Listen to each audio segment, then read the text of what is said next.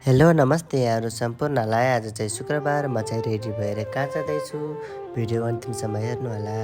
म चाहिँ रेडी भएर कहाँ जाँदैछु भन्ने कुरा कतिपयलाई थाहा भइसक्यो होला, कतिपयलाई थाहा छैन होला। म चाहिँ सल्यान श्रीनगरमा रहेको मोडर्न तुलसी सेकेन्डरी स्कुलमा कार्यरत छु र केही वर्षदेखि डान्स टिचरको भूमिका निर्वाह गर्दै आइरहेको छु।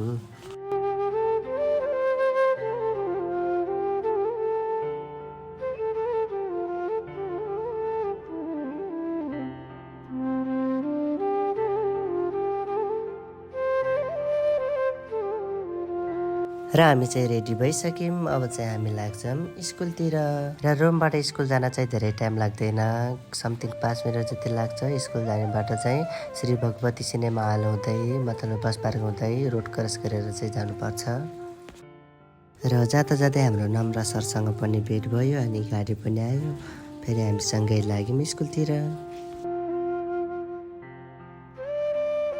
केही क्षणको हिँडाइपछि स्कुलको गेटमा पनि आइयो र हाम्रो स्कुल चाहिँ यही हो।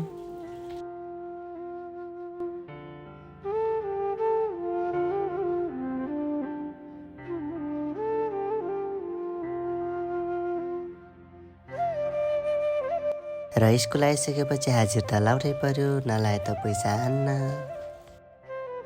र स्कुलमा चाहिँ सबै विद्यार्थीहरू आएर खेल्दै हुनुहुन्थ्यो। र एउटी नानी चाहिँ प्रेम सरको प्यान्ट टिकटकमा लाएका हान्चो ड्याङका ड्याङ भन्दै दौड्दै आउनुभयो।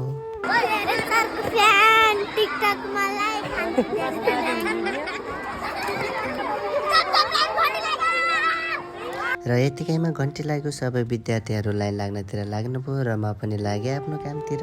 र मेरो काम चाहिँ के हो भन्दाखेरि साउन्ड सिस्टम बजाउने काम। र लाइन लागेर राष्ट्रिय गाना गाइसकेपछि सम्पूर्ण विद्यार्थीहरू आफ्नो क्लासरुमतिर जानुभयो र म पनि गएँ क्लासतिर।